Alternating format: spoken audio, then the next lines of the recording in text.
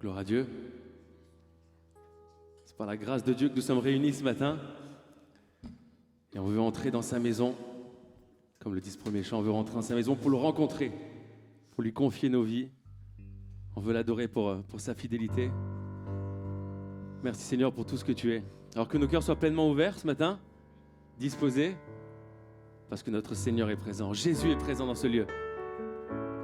Il y a ce psaume qui dit, par ta grande bonté, je vais à ta maison et je me prosterne dans ton saint temple avec la crainte qui t'est due.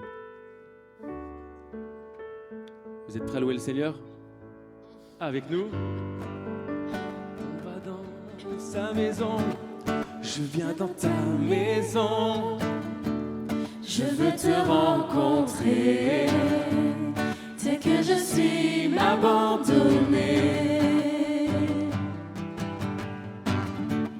Alors que nous chantons, ton esprit me remplit, mon âme est libérée.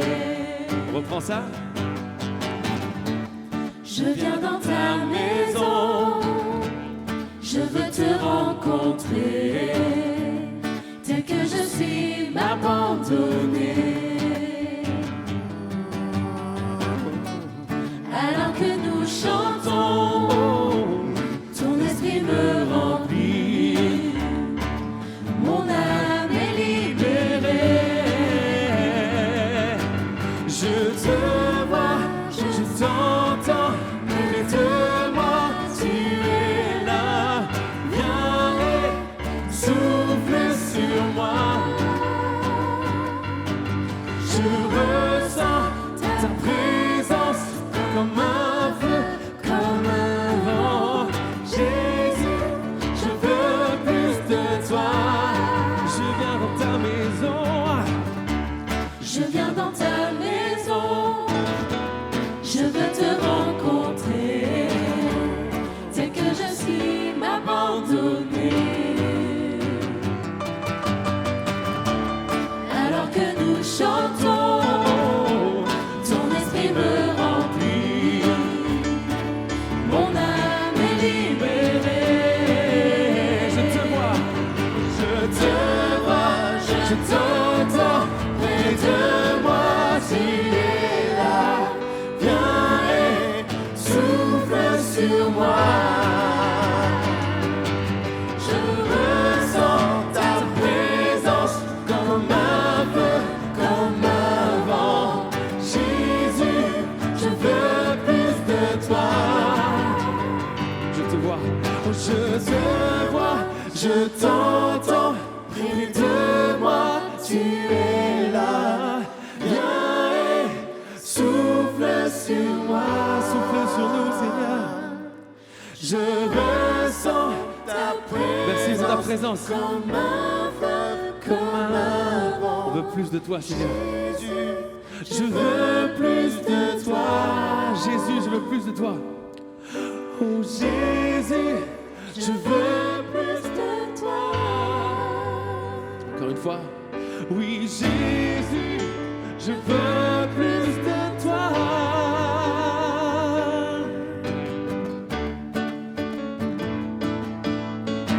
Seigneur, quel bonheur de nous rassembler en ta présence. Tu es le roi des cieux, tu es digne de louange.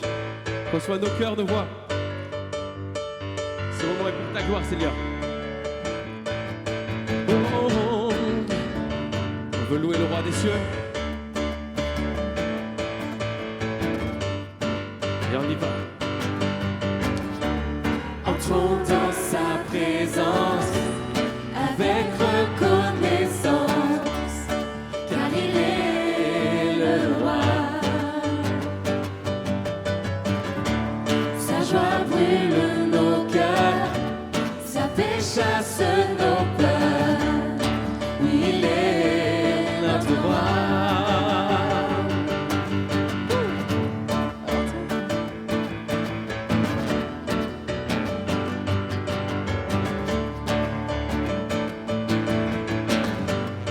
Entrons dans sa présence.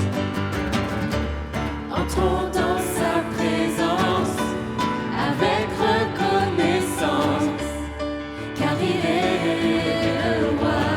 Sa joie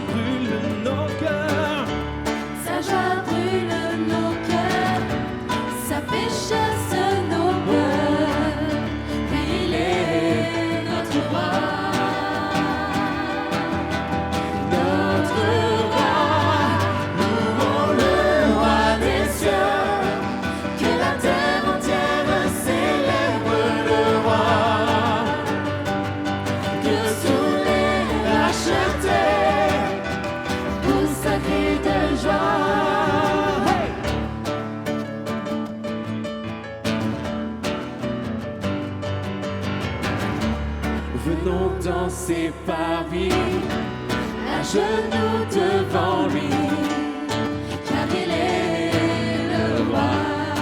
Par ta divine grâce, Par sa divine grâce, nous contemplons sa face. Oui, il est notre roi. Notre roi, louons le roi des cieux, que la terre entière célèbre le roi. Que tous les rachetés poussent un cri de joie, louons le roi des cieux, que la terre entière célèbre le roi. Que tous les rachetés poussent un cri de joie. Hey!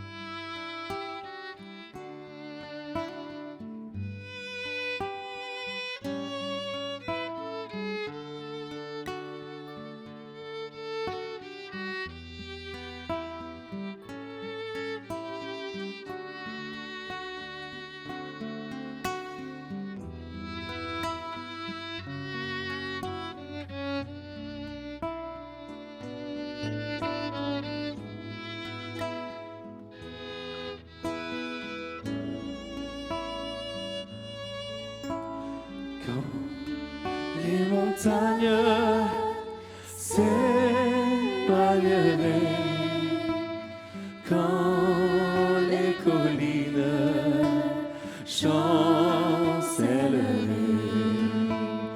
quand les montagnes s'éloigneraient, Dieu fera tout comme il promet. Mon amour, oui mon amour, ne s'éloignera point de toi. Oh, mon amour, oui mon amour, ne s'éloignera point de toi. Quand les montagnes s'éloigneraient, quand les collines chancelleraient, quand les montagnes s'éloigneraient, Dieu fera tout comme il promet. Mon amour, oui mon amour, ne s'éloignera point de toi.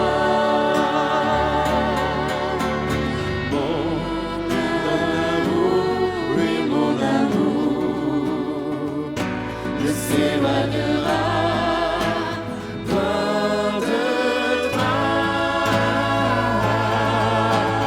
Quand les montagnes s'éloigneraient,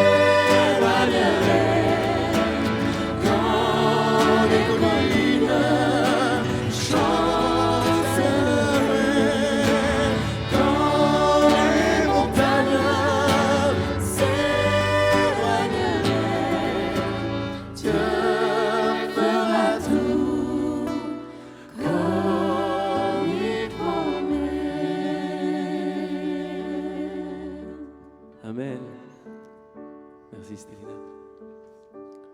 le vent souffle, la pluie tombe et on peut se demander si on va tenir bon. Mais Jésus nous a promis, si on écoute sa parole et qu'on la met en pratique, on ressemble à quelqu'un qui a bâti sa maison sur le roc. Ce matin, on veut déclarer que peu importe ce qui s'écroule autour de nous, Christ est notre seule fondation. Il est ce rocher qui ne bouge pas. Alors je vous invite à chanter ce chant comme une prière, une affirmation de foi. Christ est ma seule fondation.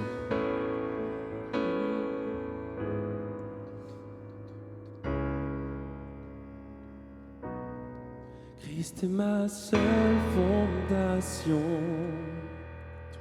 le rocher de ma vie, quand tout autour de moi est détruit. En lui est mon appui, car j'ai mis ma foi en Jésus.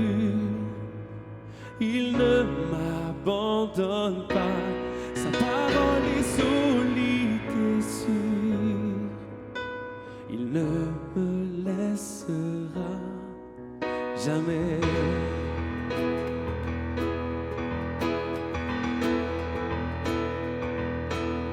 J'ai sa joie dans le chaos, j'ai sa paix qui me soutient. Je peux déposer mon fardeau, car il me tient dans sa main. J'ai bâti ma vie sur Jésus. Il ne m'abandonne pas, sa parole est solide et sûre. Il ne me laissera jamais, jamais. Il ne faillira jamais, il ne faillira jamais, jamais, jamais. Il ne faillira jamais, il ne faillira jamais. Christ est ma seule fondation, Christ est ma seule fondation, le rocher de ma vie, quand tout autour de moi est détruit. En lui est mon appui, j'ai mis ma foi en Jésus. Il ne m'abandonne pas, sa parole est solide et sûre. Il ne me laissera jamais, jamais. Il ne faillira jamais. Il ne faillira jamais, il ne faillira jamais.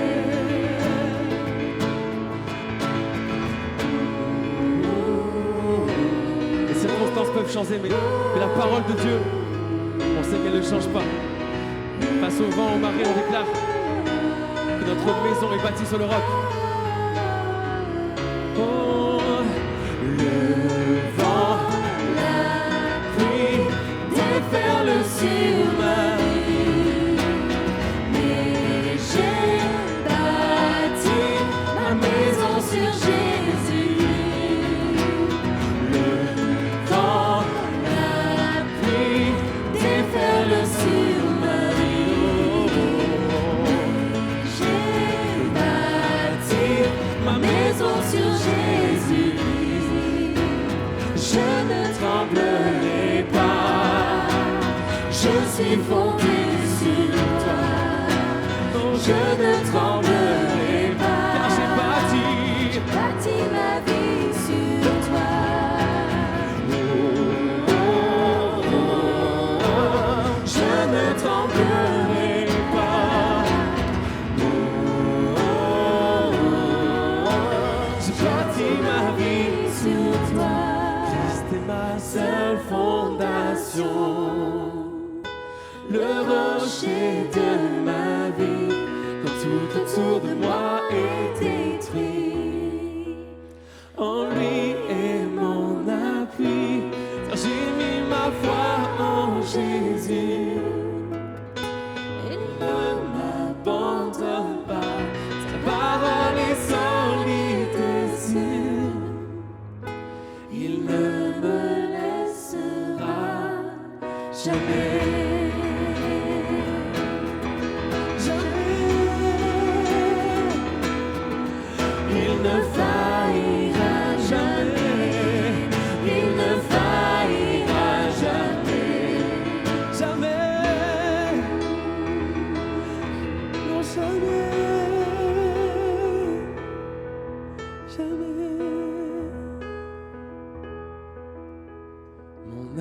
soif de toi. Mon Dieu, mon Père, mon roi, mon être entier soupire après toi. Car de ton cœur te perd la source qui désaltère, rafraîchit mon âme de toi. Mon âme a soif, Mon âme a soif de toi. Mon Dieu, mon Père, mon roi, mon être entier soupire après toi. De ton cœur de père, la source qui désaltère, rafraîchit mon âme de toi. Viens inonder mon cœur, viens inonder mon âme, viens inonder mon être entier. Viens inonder mon cœur, viens inonder mon âme, viens inonder mon être entier. Mon âme a soif de toi. Mon Dieu, mon Père, mon roi, mon être entier soupire après toi. Car de ton cœur de père, la source qui désaltère, rafraîchit mon âme de toi. Viens inonder mon cœur, viens inonder mon âme, viens inonder mon être entier. Viens inonder mon cœur, viens inonder mon âme, viens inonder mon être entier. Mon cœur, viens inonder mon âme, viens inonder mon être entier. Inonder mon cœur, inonder mon âme, inonder mon être entier. je louerai l'Éternel de tout mon cœur. Je raconterai toutes tes merveilles, je chanterai ton nom. Je louerai l'Éternel de tout mon cœur, je ferai de toi le sujet de ma joie. Alléluia. oh, je louerai l'Éternel de tout mon cœur. Je raconterai toutes tes merveilles, je chanterai ton nom. Je louerai l'Éternel de tout mon cœur. Je ferai de toi Le sujet de ma joie. Alléluia.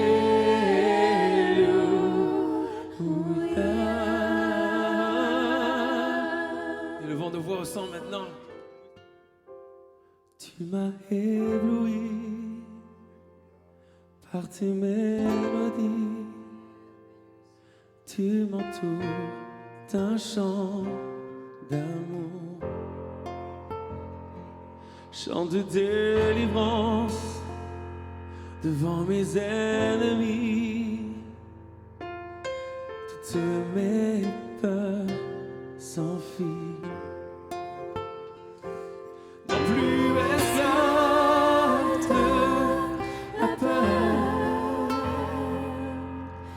Je suis enfant de Dieu, non plus esclave de la peur. Je suis enfant de Dieu.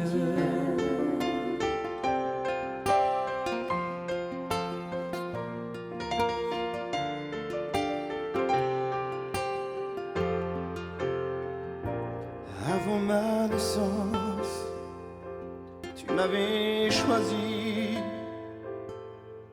Tu connaissais mon nom. Tu m'as fait renaître. Je suis de ta famille. Ton sang coule dans mes veines. Non plus esclave de la peur. Je suis enfant de Dieu. Non plus esclave de la peur. Je suis enfant de Dieu. Non plus esclave de la peur. Je suis enfant de Dieu. Non plus esclave de la peur. Je suis enfant de Dieu.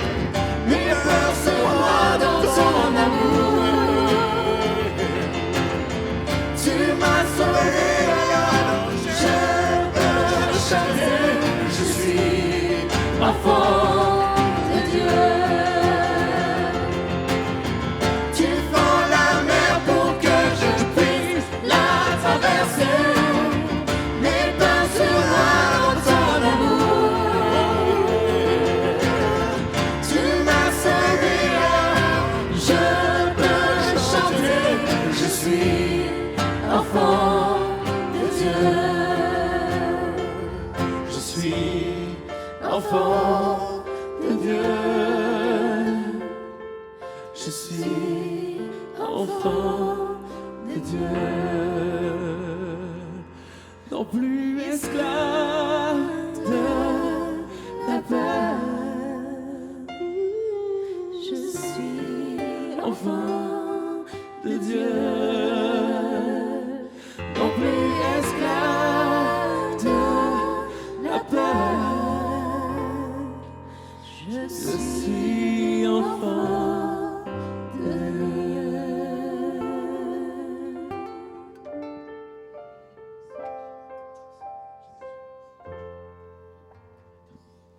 Alléluia, que Dieu soit béni.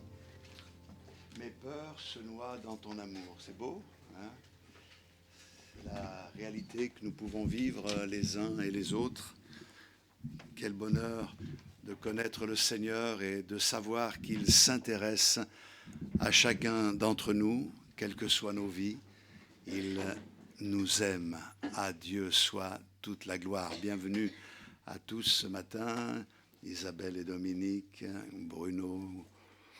Nous avons quelques malades comme Cani, d'autres qui ont du mal à sortir quand il pleut, mais on les bénit quand même.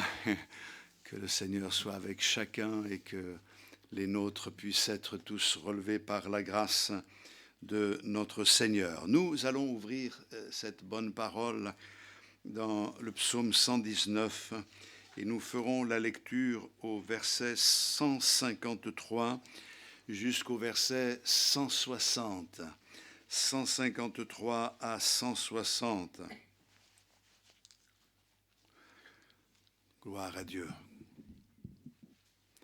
C'est vrai qu'on n'est pas gâté en ce moment avec le temps. Hein? Je pense que depuis que je suis à Montpellier, c'est la deuxième fois que ça arrive. La fois où je suis arrivé, en 96. 95, c'était, mais 96 en particulier. Et cette année, il pleut. Nous prions pour que Dieu envoie la pluie. Il a commencé par celle-là, pour peut-être alimenter les nappes phréatiques. Mais l'important, c'est que nous ayons les pluies de sa bénédiction pour alimenter les nappes phréatiques de nos âmes, car c'est ce que le Seigneur fait dans nos vies. Hein? Il alimente les nappes phréatiques. D'ailleurs, il dit, des fleuves d'eau vive jailliront. Donc, pour que ça jaillisse de notre sein jusque dans l'éternité, il faut que nos nappes aient été abondamment arrosées par la grâce de Dieu. Alléluia. Mais qu'il pleuve ou qu'il vente ou qu'il neige, rien ne nous empêche de voir briller le soleil de la justice de notre Seigneur. On lit « Vois ma misère et délivre-moi, car je n'oublie point ta loi. Défends ma cause et rachète-moi. Rends-moi la vie selon ta promesse. Le salut est loin des méchants, car ils ne recherchent pas tes statuts. Tes compassions sont grandes, ô Éternel. Rends-moi la vie selon tes jugements. Mes persécuteurs et mes adversaires sont nombreux, et je ne m'écarte point de tes préceptes. Je vois avec dégoût les traîtres qui n'observent pas ta parole. Considère que j'aime tes ordonnances. Éternel, rends-moi la vie selon ta bonté. Le fondement de ta parole est la vérité, et toutes les lois de ta justice sont éternelles. Amen. Voilà un texte très intéressant, et en le méditant, eu égard à la première lettre qui est citée ici et que l'on retrouve dans chaque verset de cette strophe de 8 versets, la lettre Resh, ça correspond au R, un peu quoi. C'est une lettre qui veut dire tête. C'est comme si, en méditant, c'est comme si j'entendais cette voix qui me disait « ça va la tête ?» Des fois, quand on dit quelque chose qui étonne, la personne peut répondre dans l'intimité, hein, on ne va pas dire ça à n'importe qui. « Ça va la tête? T'es sûr de ce que tu dis? T'es conscient de ce que tu es en train de dire ?» Et souvent, il y a cet étonnement, même quand on reçoit le conseil de Dieu. Est-ce que c'est raisonnable, ça? Ça correspond? Non, ça ne correspond pas à mon raisonnement. Mais la foi a des raisons que la raison n'explique pas. Mais nous savons que le Seigneur a toujours raison. À lui soit toute la gloire. Alors on ne le trouve pas, on ne le voit pas dans le texte en français, mais en hébreu, on peut voir que chaque verset de cette strophe correspond à la lettre Resh, qui veut dire tête. Resh, c'est le plus haut niveau, c'est le sommet, c'est aussi l'intellect, c'est la tête dans le sens du commencement, c'est le déclenchement, c'est le démarrage, la tête. Et Resh évoque ici une tête qui est inclinée, une tête humble, une tête qui est dépouillée. C'est en rapport avec la pauvreté, mais par sa racine, c'est dans le sens de repartir à zéro. Et ça, c'est intéressant. Cette pauvreté, elle est indispensable pour un démarrage nouveau. C'est ce qui s'est passé dans nos vies par la repentance, la nouvelle naissance. Nous avons été vidés de tout et voilà que nous repartons à zéro. Naître de nouveau, c'est notre expérience avec le Seigneur. Nous n'avons pas besoin de naître de nouveau plusieurs fois. Nous avons fait cette expérience et si quelqu'un n'a pas fait cette expérience, je l'invite à chercher le Seigneur jusqu'à ce qu'il naisse de nouveau, car si tu ne nais de nouveau, tu ne verras pas le royaume de Dieu. Mais si nous n'avons pas besoin de naître de nouveau en permanence, nous avons besoin de nous maintenir dans cette réalité de cette pauvreté qui fait que nous sommes là toujours dans un nouveau départ avec le Seigneur. Et nous sommes toujours disposés à le suivre et à faire sa volonté. Alléluia. Cette lettre représente l'homme qui est conscient de son manque. C'est aussi en rapport avec le sermon sur la montagne, lorsque le Seigneur Jésus dit « Heureux les pauvres en esprit ». Comment le pauvre en esprit peut-il être heureux? Certains en ont tiré la conclusion, heureux les simples d'esprit, parce qu'ils ne comprennent pas tout, donc ils sont heureux. Mais il n'est jamais dit heureux les simples d'esprit. Il est dit heureux les pauvres en esprit, c'est-à-dire ceux qui ont pris conscience de leur pauvreté spirituelle et qui se place devant le Seigneur en demandeur. Seigneur, nous avons tellement besoin de toi, nous voulons entièrement dépendre de toi, nous voulons que ton esprit enseigne notre esprit, nous voulons que ton esprit dise à notre esprit que nous sommes devenus tes enfants. C'est quand l'Esprit de Dieu parle à notre esprit, ça nous fait du bien. C'est par ce moyen-là que les uns et les autres, nous pouvons entrer dans la connaissance de notre Dieu. Et connaître Dieu, ce n'est pas avoir des connaissances sur Dieu, c'est vivre une relation étroite, une connaissance pratique de chaque jour avec notre Seigneur. Celui qui n'est pas au sommet, celui qui est dans le besoin, c'est celui que le Seigneur approuve. Celui qui croit qu'il n'a pas besoin ne sera jamais enseigné par le Seigneur. Dieu résiste aux orgueilleux, mais il fait grâce aux humbles. Resh, ça vient de Rash qui veut dire pauvre. Mes frères et sœurs, nous ne voulons jamais oublier la purification de nos anciens péchés.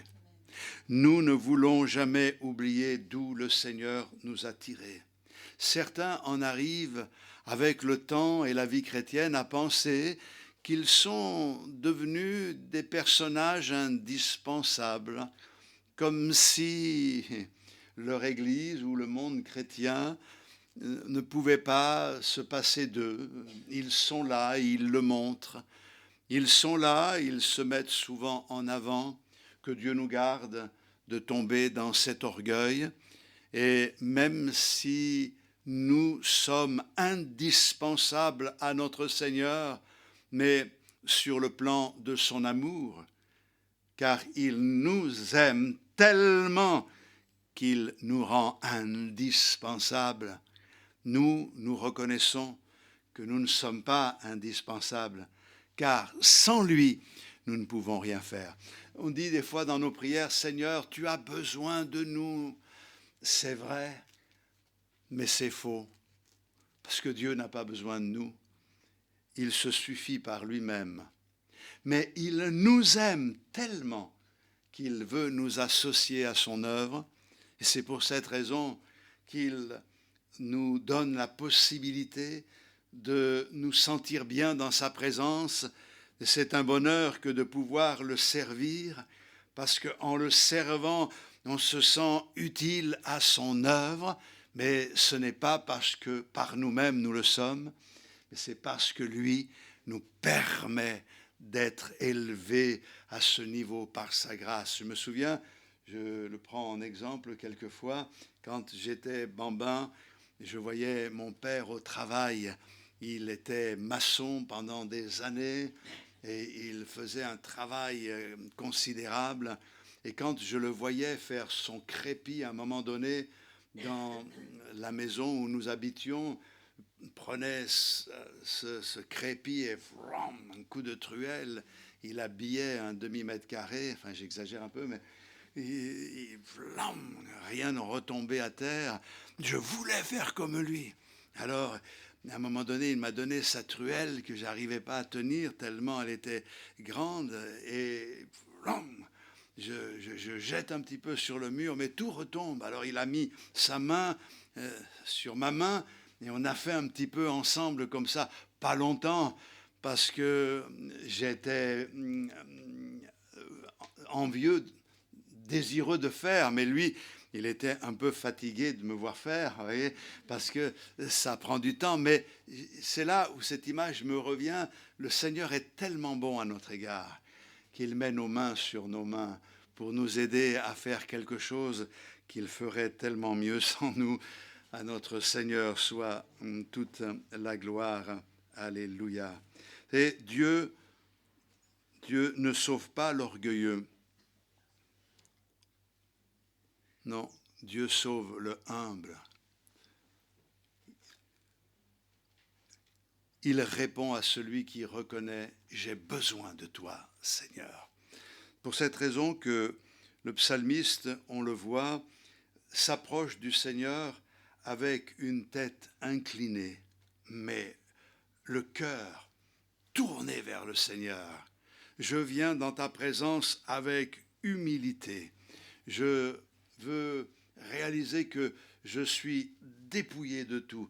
Et c'est bon pour moi, parce que c'est ainsi que je pourrais être revêtu par toi. Quand le Seigneur vient dans nos vies, c'est l'histoire du Fils prodigue, il veut nous revêtir d'un vêtement blanc. Mais pour nous revêtir d'un vêtement blanc, il demande que soit ôté notre vêtement sale. Il faut que nous soyons dépouillés pour être revêtus. Alléluia. Mais Resh aussi, dans l'araméen, qui veut dire tête, évoque le principal. C'est quoi le principal ? Principal, je pourrais le résumer par ce verset de l'Ecclésiaste au chapitre 9 et le verset 8, qui dit « Qu'en tout temps, tes vêtements soient blancs et que l'huile ne manque point sur ta tête. Qu'en tout temps, tes vêtements soient blancs et que l'huile ne manque point sur ta tête. » Ici, nous voyons que le vêtement blanc, qui est synonyme de pureté, passe avant l'onction. La purification avant l'onction. Mais la priorité est double. Le Seigneur dit « Je veux que ton vêtement soit blanc, mais je veux arroser ta tête de cette huile qui est le symbole de l'onction du Saint-Esprit qui vient sur notre vie. » Ce matin, nous sommes ici et nous allons ensemble prendre la Sainte Seine. Et en prenant la Sainte Seine, nous nous souvenons que Jésus-Christ a donné sa vie à la croix et que s'il est allé jusqu'à la croix, c'est parce qu'il y avait une dette que nous ne pouvions pas payer à cause de notre désobéissance et de notre péché. Il est venu pour offrir sa vie afin que nous soyons lavés. Et nous rentrons en nous-mêmes et nous réalisons que tout en ayant été purifiés, il y a encore bien des choses qui restent à régler dans nos vies. Nous avançons en étant imparfaits, mais nous avançons parce que le Seigneur sait que nous avons une nature imparfaite. Ça ne veut pas dire que nous devions nous asseoir sur cette réalité et dire « bon, c'est comme ça, on ne peut rien y changer ». Non, nous progressons. Le matin, j'abandonne mon péché. Je demande au Seigneur de me purifier. Je sonde mon cœur. Je sonde ma vie devant le Seigneur. Je veux être propre et net. Mais le Seigneur ne veut pas simplement que nous soyons purs. Il veut répandre son esprit sur nos têtes. Ça va la tête quand elle est ointe de l'Esprit de Dieu.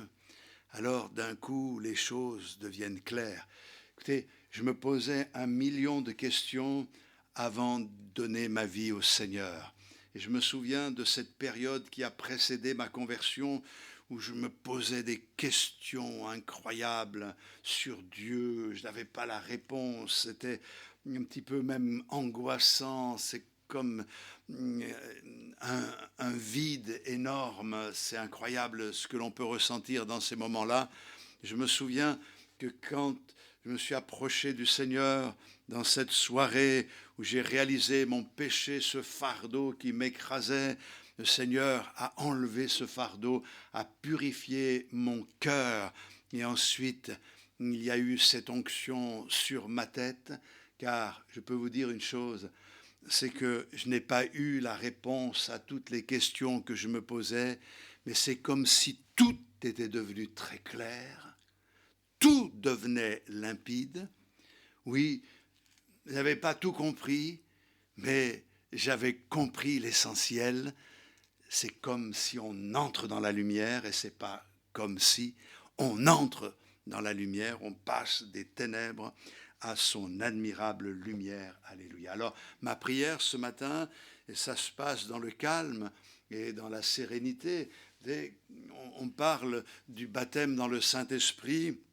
Et certains disent, moi j'ai un peu peur du baptême dans le Saint-Esprit parce que j'ai peur que, j'ai tellement entendu de témoignages que ça m'amène à faire n'importe quoi. Il y en a qui sautent comme des cabris, il y en a qui poussent des cris, etc. C'est pas comme ça qu'il faut voir le baptême dans le Saint-Esprit. On a des personnalités qui sont différentes et Dieu les respecte, mais c'est comme une source, comme un fleuve qui coule du ciel et qui passe en nous, qui nous emporte, et c'est formidable. Le baptême dans le Saint-Esprit peut se passer avec beaucoup de calme. Je me souviens de l'expérience d'Évangéline. Nous étions jeunes mariés, elle n'avait pas encore été baptisée dans le Saint-Esprit, qu'en revenant d'une réunion, elle avait placé sa vie devant Dieu. Elle me dit, mais je ne comprends pas pourquoi. J'ai dit, écoute, on va se mettre à genoux et on va prier le Seigneur, tous les deux. Il y avait des voisins qui étaient très sensibles au moindre bruit, et nous avons prié calmement, gentiment. Quand l'Esprit de Dieu est descendu, cette visitation qui est venue d'en haut, on a été saisis par la grâce de Dieu. Et à ce moment-là, au pied du lit, elle a été remplie du Saint-Esprit. Moi-même, j'ai été renouvelé dans cette grâce. Ça a duré un bon moment, là, dans la présence du Seigneur. Quel bonheur, quelle onction, quelle visitation qui venait du ciel. Dieu nous a visités à ce moment-là, sans tambour ni trompette. Mais c'était tellement profond, tellement authentique, tellement vrai. Ça vient sur nous, cette bénédiction du Seigneur qui nous est accordée. Alléluia. C'est comme l'huile qui coule sur la tête d'Aaron, qui ruisselle, et ça vient là sur les oreilles, les yeux, la barbe, pour ceux qui ont la barbe, hein. Mais lui, il avait la barbe, et ça coule ensuite sur les épaulettes, ça descend sur le vêtement, ça va jusqu'aux pieds. Quel bonheur de savoir que cette onction vient sur nous. Et la tête, ça comprend nos oreilles pour entendre, nos yeux pour voir comme Dieu voit, la bouche pour pouvoir devenir la bouche du Seigneur. Alors oui, qu'en tout temps tes vêtements soient blancs et que l'huile ne manque point sur ta tête. Alors, le psalmiste ici a des préoccupations qui sont essentielles. Au verset 153, « Vois ma misère et délivre-moi ». Au 154, « Défends ma cause. Rends-moi la vie selon ta promesse ». Au 156, « Tes compassions sont grandes, ô Éternel, rends-moi la vie selon tes jugements. » On pourrait lire le 159, « Considère que j'aime tes ordonnances, Éternel, rends-moi la vie selon ta bonté. » Il a des préoccupations, mais il y en a une qui prédomine, c'est « rends-moi la vie ». Seigneur, ravive-moi, renouvelle-moi dans ce qui est le plus important, le fait de vivre. Vous savez, le monde chrétien a besoin de faire l'expérience de la nouvelle naissance, mais de vivre. Sinon, nous tombons dans le piège de la pratique, de la routine, de la religion morte et sans vie. Le Seigneur nous conseille de venir à lui pour que sa vie nous soit communiquée. Nous sommes de ceux qui étions détachés du cep, mais nous avons été greffés, hantés dans le cep. Et maintenant, la sève du cep, la vie du cep passe dans les sarments que nous sommes. Et il faut qu'il en soit ainsi pour que le sarment porte du fruit. Et vous savez qu'il est important que le sarment soit au contact de la lumière. Il reçoit la vie, il est en contact avec la lumière pour qu'il y ait cette... On en parlait avec Évangéline, la photosynthèse, c'est dans la lumière qu'il va trouver la nourriture. Sinon, le sarment, à cause des problèmes que l'on a actuellement, eh bien, le sarment reste sec. Et un sarment qui est sec, eh bien, le vigneron va le couper et il va aller au feu. Nous ne voulons pas nous dessécher, mes frères et sœurs. Rends-moi la vie. Peut-être que ça fait trop longtemps que tu as perdu cette réalité en toi de la présence du Seigneur, de la communion avec Dieu. Rends-moi la vie. Je ne veux pas simplement faire les choses par habitude, lire ma Bible, faire ma prière par habitude. Je veux vivre de ta vie, Seigneur. Je veux être constamment alimenté par toi. Je veux être renouvelé sans cesse. Par ta présence, rends-moi la vie. Ici, c'est en rapport avec le casque du salut. C'est intéressant de voir dans le livre de Paul aux Éphésiens, au chapitre 6, le verset 17, que l'apôtre parle de cette panoplie du chrétien, cette armure, et il dit « Prenez le casque du salut ». C'est important, le casque, surtout à l'époque, quand ils allaient au corps à corps, ils avaient besoin de protéger là où ça risquait de faire vraiment mal, protéger la tête. Nous devons avoir la tête protégée. Et l'espérance du salut, c'est le casque du chrétien, c'est ce que dit l'apôtre Paul dans 1 Thessaloniciens au chapitre 5 et le verset 8. Sans cette espérance, sans ce salut, nous allons au combat la tête nue. D'ailleurs, il y a un verset qui se trouve dans le psaume 140. Le psaume 140, le verset 8. Éternel, Seigneur, force de mon salut, tu couvres ma tête au jour du combat. Formidable, le casque du salut. Éternel, Seigneur, force de mon salut, tu couvres ma tête au jour du combat. Attention, il faut que nous marchions avec cette réalité du salut de Dieu dans nos vies. C'est comme cela que notre tête sera protégée. C'est se placer sous la justice de notre Seigneur et ne pas chercher à combattre par nous-mêmes. Parce que si on y va par nous-mêmes, on risque de prendre un coup à la tête. Et vu le raisonnement de certains aujourd'hui, je me demande s'ils n'ont pas pris un coup sur la tête. Ce n'est pas un jugement, c'est une constatation. Et je ne cherche pas à blesser qui que ce soit, mais puissions-nous les uns et les autres nous ressaisir. Quand on perd cette espérance et quand le Seigneur n'est pas à la première place, alors on est touché à la tête.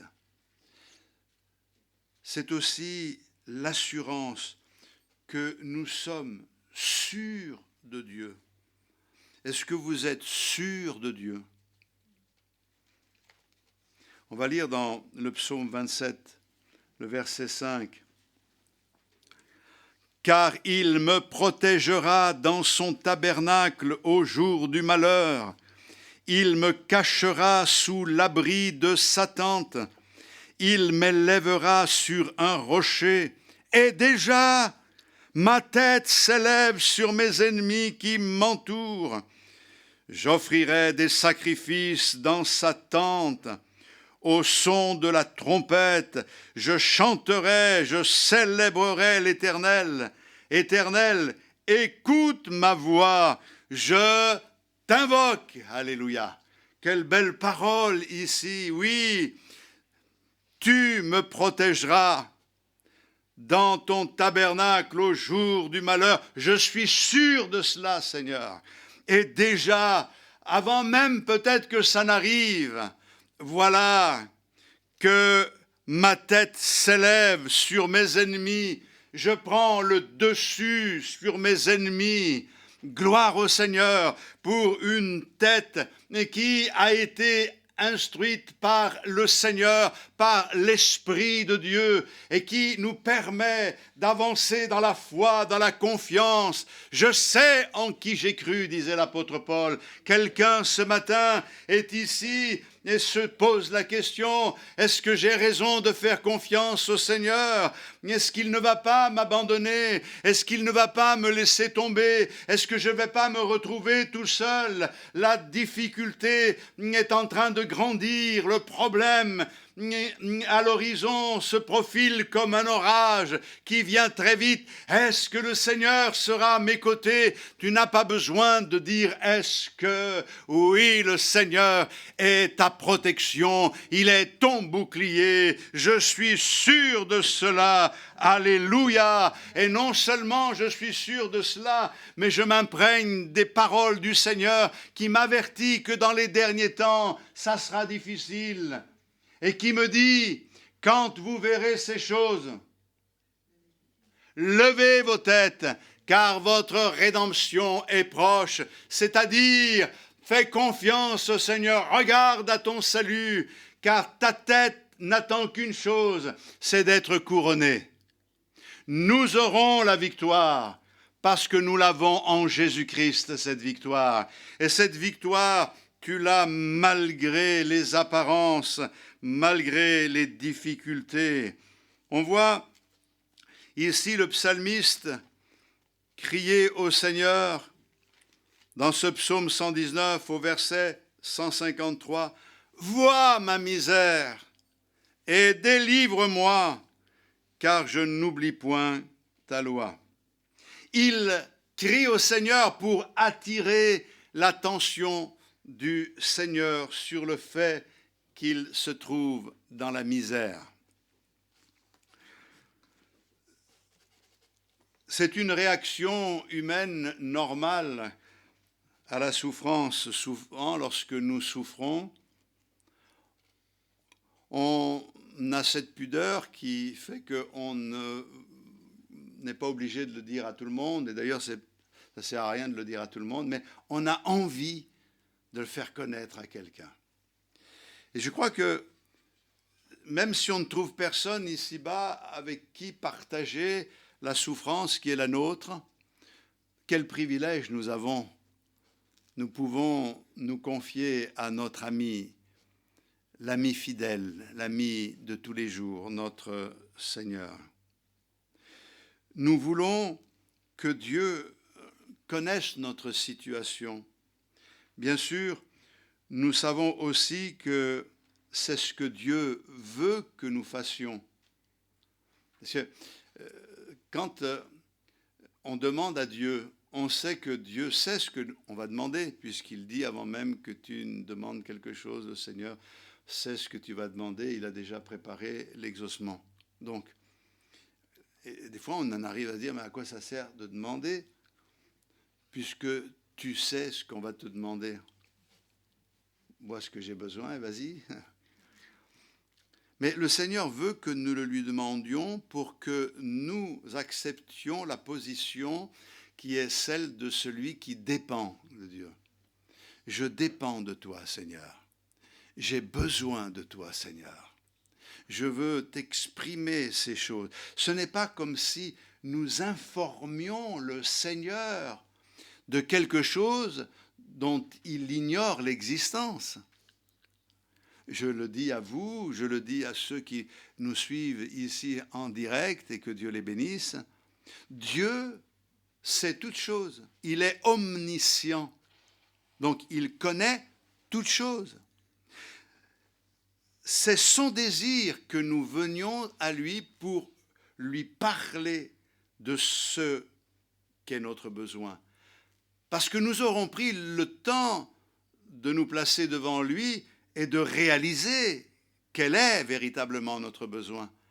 Et parce que nous avons compris cela, alors nous l'exprimons au Seigneur. Comme le psalmiste, vois ma misère et délivre-moi, car je n'oublie point ta loi. Alléluia. Quand nous ouvrons notre cœur à Dieu, ce n'est pas non plus pour attirer son amour. Je ne prie pas en disant « Seigneur, aime-moi ». Il faut que tu m'aimes, Seigneur. Non, si je le prie, c'est parce que je suis convaincu de son amour. C'est pas la même chose. Je suis convaincu qu'il m'aime. Et c'est ce qui m'amène à venir dans sa présence. Même quand ma conscience me reprend, qu'est-ce qui m'amène dans sa présence? C'est le fait de son amour. J'ai pas besoin de faire quelque chose. Écoute, Seigneur, je me suis mal comporté. Je vais arranger ça. Je vais faire quelques bonnes actions. Et ensuite, je reviendrai vers toi. C'est pas la peine de raisonner comme cela. Nous savons qu'il nous aime. Et il nous aime d'un amour éternel. Alléluia. Nous sommes réconfortés, renforcés par ce lien d'amour qui nous unit à notre Seigneur.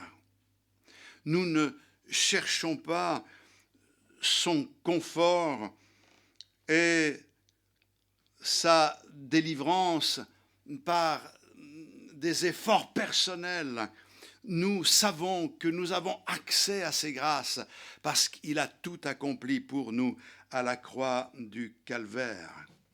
Quand on lit ici ce verset, « Vois ma misère et délivre-moi, car je n'oublie point ta loi », on pourrait penser aussi, au travers de ce texte, que David est un peu présomptueux. Il est comme exigeant à l'égard de Dieu, à savoir qu'on pourrait interpréter sa déclaration comme s'il avait la conviction que la bénédiction de Dieu lui était due à cause de son obéissance. Délivre-moi, vois ma misère et délivre-moi, car je n'oublie point ta parole. Et parce que je n'oublie point ta parole, tu me dois ça, Seigneur. J'ai fait ça pour toi, donc à toi de remplir la part du marché, de m'accorder ta bénédiction. C'est comme s'il avait gagné la bénédiction de Dieu. Mes frères et sœurs, ne pensons jamais gagner la bénédiction de Dieu. En fait, il n'est pas présomptueux. Il exprime simplement, par une foi totale, la confiance en Dieu dans l'accomplissement de ses promesses, ce qui est différent. Il n'appuie pas sa démarche sur le fait qu'il a rempli sa part du marché, mais sur le fait que le Seigneur a fait une promesse. Et cette promesse est une promesse de bonheur, une promesse de joie, une promesse de délivrance. Seigneur, moi, je suis attaché à ta parole. Je traverse une situation qui me rend minable, misérable, mais j'ai les regards sur toi, Seigneur. Je sais en qui j'ai cru. Je sais que tu ne me lâcheras pas, tu en as fait la promesse, alors moi, je m'attache à ta parole, je m'attache à ce que tu dis, je m'attache à tes promesses, et je sais que c'est la vérité. Il vous sera fait selon votre foi. Mes frères et sœurs, Dieu ne nous doit rien, mais en lui, nous avons tout pleinement. Et nous pouvons ce matin dire au Seigneur, selon ta promesse, bénis-moi, vois ma misère et délivre-moi, car je n'oublie point ta loi. Regarde ma situation, prends en compte ma situation. Et la fidélité de Dieu n'empêche pas les souffrances. Mais la fidélité de Dieu devient un argument dans la prière. La fidélité, mes frères et sœurs de Dieu, c'est ce qui nous donne de l'assurance quand on prie. Vous savez, quand on est dans la souffrance, souvent, on entend cette voix qui nous dit « Si tu souffres, c'est parce que Dieu t'abandonne ». Je pourrais vous démontrer ce matin que ce raisonnement est faux, parce que le malheur atteint souvent le juste. Mais quand on se laisse culpabiliser, on n'a pas d'assurance. Si notre conscience nous reprend, on perd cette assurance. Il y a de l'hésitation dans nos prières. Et donc, ça ne peut pas aller. Mais je peux me ressaisir. Et je peux, ce matin, peut-être que ça pourra aider quelqu'un. Seigneur, non pas sur la base de ma consécration, mais sur le fait que tu l'as dit, sur ta promesse, et tu es fidèle à ta promesse. J'ai un argument dans ma prière. Je peux venir devant toi, Seigneur. Ça me donne de l'assurance pour te prier. Et je veux vraiment entrer dans cette bénédiction. Je sais que pour Dieu, la bénédiction qu'il nous accorde, c'est rien dans le sens qu'il le fait facilement. Mais il veut nous amener à grandir dans la foi. Il veut enseigner notre esprit pour que notre vie chrétienne ne soit pas vécue comme des moutons de panurge qui suivent des raisonnements, des attitudes d'hommes, des comportements imposés par des hommes qui ont décidé qu'il fallait faire comme ci, mais parce que nous avons cette conviction et que nous avons une relation avec ce Seigneur qui fait des promesses et qui agit dans nos vies au-delà de ce que nous pouvons attendre de lui. À lui soit la gloire. Amen. Le verset 154, « Défends ma cause et rachète-moi, rends-moi la vie selon ta promesse. » Oh oui, défends ma cause. Je vais terminer par cet aspect-là et dimanche prochain, je pense que je reviendrai parce que j'ai beaucoup de choses à vous dire sur la tête, mais je voudrais revenir là-dessus. En réalité, quand il dit « Défends ma cause et rachète-moi », le vocabulaire devient juridique. Défends ma cause. Dieu devient son avocat. Et mes frères et sœurs, nous aussi, nous avons un avocat. Nous avons un défenseur. Nous ne pouvons pas, en méditant cela, je suis sûr que ça vous est venu à l'esprit. Vous pensez à qui? Non, quand je vous dis, on a besoin d'un avocat. Ah non, vous n'êtes pas éclairé alors. Non, je plaisante. Je pense à Job. Job est dans la misère. Il dit, j'ai perdu l'espérance, je sais que je vais y aller quoi, à la tombe. Quand ma peau sera toute desséchée, mes yeux le verront. Quand même, pour dire ça, il dit, je sais que mon Rédempteur est vivant et c'est lui qui se lèvera le dernier sur la terre. Je sais, mon Rédempteur, c'est celui qui me rachète, mais c'est aussi mon défenseur, mon avocat. Mes frères et sœurs, nous avons un Rédempteur.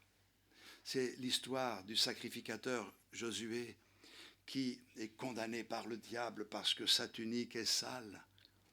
Et l'avocat qui est là, c'est notre Seigneur. Il réprime le diable et il fait enlever ce vêtement sale pour être revêtu d'un vêtement propre. Celui qui nous justifie, c'est notre Seigneur. Ce matin, tu traverses la difficulté, tu es dans la souffrance, tu connais des problèmes. Peut-être que ça dure depuis longtemps. Place-toi dans la foi. Tu es dans la misère. Cette pauvreté t'amène à avoir la bonne attitude. Incline ta tête dans la présence du Seigneur. Mais que ton cœur soit orienté vers le ciel. Un peu comme ce petit apostrophe là qui dépasse. Seigneur, je m'incline. Je sais que j'ai besoin de toi. Mais j'ai cette espérance. Tu l'as dans ton cœur, cette espérance? On va louer le Seigneur ensemble. On va adorer Dieu de tout notre cœur. Merci Seigneur, parce que tu agis dans nos vies, quelles que soient les circonstances qui sont les nôtres.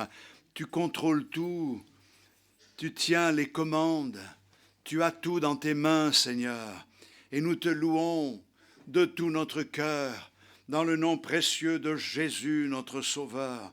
Merci Seigneur, parce que ce matin, tu nous fais prendre conscience du privilège qui est le nôtre, d'avoir un ami qui est fidèle, un Dieu qui dit et qui fait ce qu'il dit, un Dieu qui est fidèle à ses engagements. Et parce que tu es fidèle à tes engagements, j'ai de l'assurance dans mon cœur. J'ai de l'assurance en te priant. Seigneur, je sais que je ne mérite rien, mais je sais en même temps ce matin que je peux tout espérer de toi, que je peux tout recevoir de toi, que tu n'as pas dit ton dernier mot dans les circonstances que je traverse, que ta paix soit répandue et que l'onction de Dieu descende sur nous comme une confirmation dans nos vies, que ta parole est la vérité. Approuve, Seigneur, cette parole dans nos vies ce matin. Fais-nous du bien, Seigneur. Nous avons l'intention d'obéir à ta parole et nous ne voulons pas changer de cap. Nous voulons regarder et suivre tes sentiers. Nous avons pris cette résolution et nous la tiendrons avec l'aide que tu nous apportes chaque jour. Tu es notre force. Alors oui, nous sommes sûrs de ta délivrance et déjà notre tête s'élève au-dessus de nos ennemis parce que nous savons en qui nous avons cru. À toi soit la gloire dans le précieux nom de Jésus-Christ notre Sauveur. Amen. Alléluia, alléluia, alléluia. Devant le trône du Très-Haut, mon défenseur saura plaider. Cet avocat s'appelle l'amour. Il intercède pour moi toujours. On reprend. Devant le trône du Très-Haut, mon mon défenseur saura plaider. Cet avocat s'appelle amour, il intercède pour moi toujours. Mon nom est gravé sur ses mains, mon nom est inscrit sur son cœur, puisqu'il défend ma cause au ciel. Nul ne pourra me condamner, nul ne pourra me condamner. Et quand Satan me fait douter, vient me tenter et m'accuser, je lève les yeux vers celui qui a donné pour moi sa vie. Mon sauveur était innocent, sa mort me rend la liberté. Oui, Dieu le juste est satisfait et il pardonne mon péché, et il pardonne mon péché. Voyez l'agneau ressuscité, il est le roi plein de bonté. Non, il ne changera jamais, lui ma justice, mon bien, ma paix. En lui j'ai la vie éternelle, par son sang il m'a racheté. Oui, pour toujours est caché en Jésus mon sauveur, mon Dieu. En Jésus mon sauveur, mon Dieu. On prend le premier. Devant le trône du Très-Haut, mon défenseur saura plaider. Cet avocat s'appelle amour, il intercède pour moi toujours. Mon nom est gravé sur ses mains, mon nom est inscrit sur son cœur, puisqu'il défend ma cause au ciel. Nul ne pourra me condamner, nul ne pourra me condamner.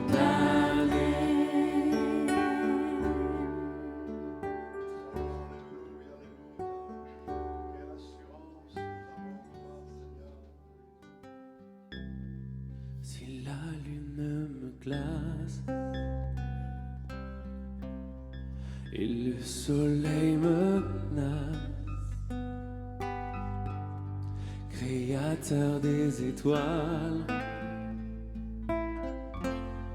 mon secours est en toi. Si mes larmes ruissellent et que mon pas chancelle, Créateur de la terre, mon secours est en toi. Comme on l'a entendu, je lève les yeux vers les hauts sommets. Toi seul est mon Dieu, je proclamerai. Toi seul est ma force. Toi seul me restaure mon secours est en toi.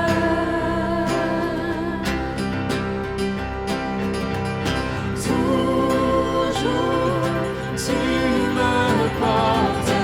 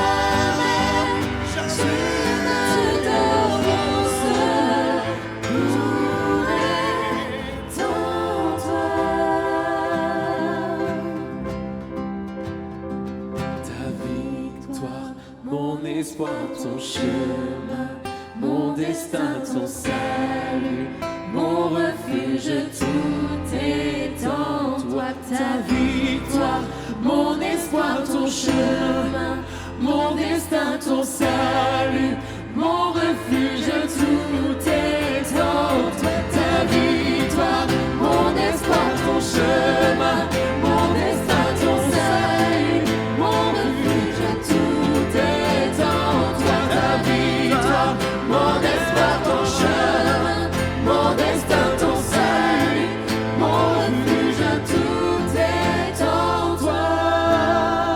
seul est ma force, toi seul me restaure, mon secours est en toi.